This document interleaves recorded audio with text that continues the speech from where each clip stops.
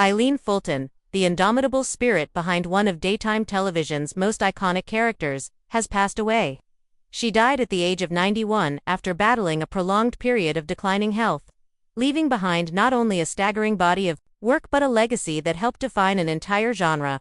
According to an obituary posted online, she breathed her last in Asheville, North Carolina, the very place where her life had begun all those years ago. For millions of viewers who tuned in, faithfully, sometimes for decades, her face was as familiar as family. Her presence was not just a part of the TV landscape, it was the landscape, a fixture that never faded even as the world around her changed. To understand Eileen Fulton is to understand an era of television that doesn't quite exist anymore. The golden age of soap operas, when dramas were not just watched but lived, where characters grew with their audiences, evolving alongside them through heartbreak, betrayal, love, redemption, and all the messy, wonderful complications of life. And no character embodied that more fully than Lisa Grimaldi, the scheming, sultry, unforgettable villainess Fulton brought to life on As the World Turns, a role she played with such passion, wit, and consistency that it earned her the nickname the First Lady of Daytime Television. Her run was nothing short of historic. For a stunning 50 years, she portrayed Lisa, beginning in 1960 and continuing through to the show's cancellation in 2010. In that half-century, Fulton not only cemented her character as a central figure of the soap opera universe but also helped redefine what a female character could be. Lisa was originally intended as a minor role, a simple romantic foil, but Eileen's powerful performance turned her into something much greater, a complex, cunning, endlessly fascinating woman who was neither entirely good nor entirely bad but always deeply human. In fact, so compelling was her portrayal that CBS launched a primetime spin-off, Our Private World, in 1965, a rare move for a daytime character at the time and a testament to her magnetic appeal. Lisa's character arc mirrored the changing face of American society. In the 1960s, she was the bitch goddess, a character so morally slippery and unpredictable that she constantly kept viewers guessing. She was manipulative, selfish, a gold digger, a troublemaker, and audiences loved it. Or, more accurately, they couldn't look away. In fact, Eileen herself often recounted tales of being accosted in public by fans who couldn't distinguish between the actress and the character. One woman, wealthy and clearly offended, even slapped her in public just weeks after the show premiered. Most actors would be horrified, but not Eileen. She took it as the ultimate compliment, a validation of just how well she had stepped into Lisa's high heels. Born Margaret Elizabeth McLarty on September 13, 1933. In Asheville, North Carolina, Eileen Fulton had a spark in her even as a child. Though she was raised in a more conservative, traditional Southern environment, it was clear early on that she was destined for a different stage. She pursued the performing arts with passion, acting in school plays and sharpening her craft before heading off to college, where she studied music and theater. After graduating, she made the bold move to New York City in 1956, a time when the city pulsed with artistic ambition and creative energy. She came with little more than a dream and a strong will, but that was enough. It always had been. In New York, she did what countless aspiring actresses did to make ends meet. She modeled. It paid the bills. But it also gave her a unique confidence in front of the camera and taught her how to own her space skills that would serve her immeasurably well in the years to come. Her first break came when she was cast in the feature film Girl of the Night 1960, playing opposite Anne Francis. It was a dark, dramatic tale inspired by the life of a real-life call girl and marked Eileen's first foray into serious screen work. But just as that door opened, another far more consequential opportunity arrived. The chance to join As the World Turns. From the moment she stepped into the role of Lisa, she transformed it. What was originally envisioned as a sweet, simple small-town girl became something far more multidimensional in her hands. She took risks, subtle shifts in expression, calculated vocal changes, piercing glances that hinted at layers beneath the surface. And it worked.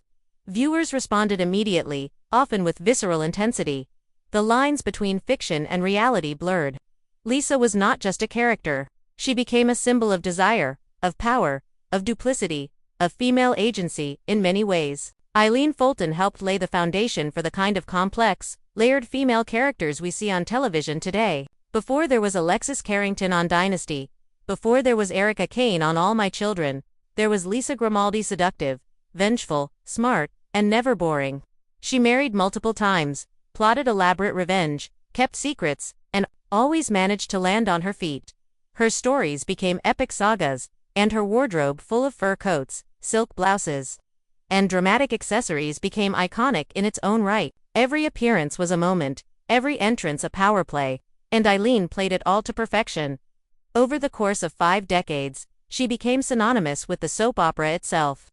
She watched co-stars come and go, producers change, trends evolve, but she remained. She was the last original cast member when the show finally ended in 2010, a poignant symbol of its history and enduring legacy. In 2004, she received the Daytime Emmy Lifetime Achievement Award, a long overdue recognition of a career that had not only endured but flourished, thanks to her unmatched charisma and dedication. But Eileen Fulton was never content with just one creative outlet. She was a true Renaissance woman. Outside of television, she pursued multiple other artistic avenues with the same passion and excellence. She wrote several memoirs, each one offering a glimpse behind the curtain of daytime drama, candid, humorous, occasionally outrageous. She told stories of her co-stars, the fan interactions, the challenges of long-term fame, and the relentless grind of daytime TV. But she also shared her vulnerabilities, her personal highs and lows, the marriages that didn't work, the moments of self-doubt, and the sheer willpower it took to keep going when the spotlight sometimes dimmed. She was also a gifted singer, performing in cabaret clubs with a natural stage presence that blended humor, glamour, and raw emotional honesty. Her performances were lively and often laced with the same kind of mischief that made her on-screen persona so unforgettable. She released music, participated in theater productions, and never stopped pushing the boundaries of what she could do. She didn't let herself be defined solely by Lisa, even though that character would always remain a part of her. Her literary side extended into fiction as well. Eileen authored a half-dozen mystery novels and a biting, behind-the-scenes roman, Aklef, entitled Soap Opera. Her storytelling skills translated beautifully to the page, where she infused her plots with wit, suspense, and just enough scandal to keep readers hooked.